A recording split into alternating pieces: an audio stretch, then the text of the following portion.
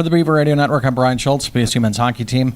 Off of a sweep of the Nanooks of Alaska on the road this weekend at Minnesota State Mankato, joined by Nate Arentz, the WCHA Offensive Player of the Week. Congratulations on a great weekend, Nate. Yeah, thank you. 5 points. Huge night on Saturday.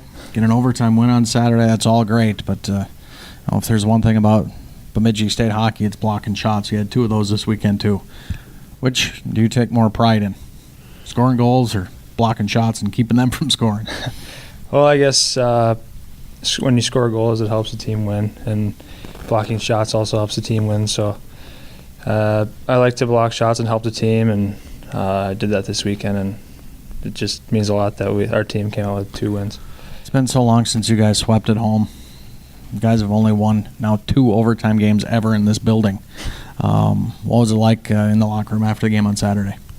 It was a lot of emotions. Coach mentioned before the game that the last overtime or the last sweep was perhaps freshman year, and we won or swept this weekend, and everyone was pretty happy, and a lot of the guys had smiles on their faces. So it was good to be part of.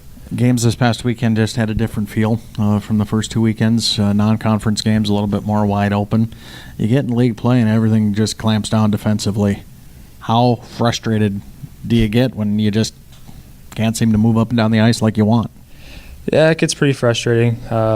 Coaches also mentioned that the WCHA is the hardest league to play in, and obviously Friday and Saturday night you notice it with checking and blocking shots and not a lot of offensive plays. It's a lot of neutral and defensive zone plays, and this is what we got to get used to. We got to really bear down on the neutral zone and defensive zone, and just be good there so we can score goals in the offensive zone. You guys have really gotten a lot of scoring from a lot of different pieces of the puzzle. Leads to a successful team, doesn't it? When you don't have to rely on one guy or one line. Yeah, it helps a lot. I mean, you got Kaner's line that's kind of like our shutdown line, and me, Gerbs, and Harmsy are doing well, and we got Wardo's line that's producing, and even the Fitzgerald's line is doing well. So we got a lot of depth this year, and I think it helps tremendously. Lines did get juggled a little bit there in overtime. Is that more of a spark, more of just kind of feel of the coaching staff? Yeah, I don't know what it was. I think it was just a feel. I think I don't know why. I think they did it because they were on the power play at the end, and they just kind of wanted us to keep that together. But no, they were doing a little juggling, and I guess it worked. So every hockey player wants to score that overtime game winner. It's human nature, which makes the play that Phil Marinaccio made even more impressive. Yeah. He was patient. He waited, got the defenseman to move, got the goalie to move, and all of a sudden, Corey Ward's wide open. Unselfish play is what Beaver hockey's all about, isn't it? Yeah, definitely. And Phil's patience in the game is tremendous, and what he did on Saturday night was just to pull all the defensemen down and open up that third layer of ice, and Wardle had all day to shoot it, so it was a great play by Phil.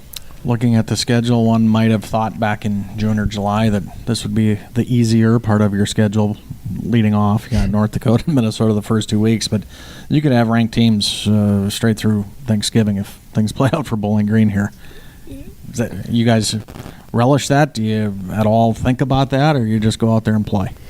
I think we just take week by week. Like last week was Alaska, this week's Mankato, and yes, we have a very tough schedule, but I think it puts fury in our belly, and I think every week we prepare for them. And like last week, Alaska was 5-1 before we took them on, and now they're 5-3. So we just take week by week and see what goes from there. Best of luck. Thank you.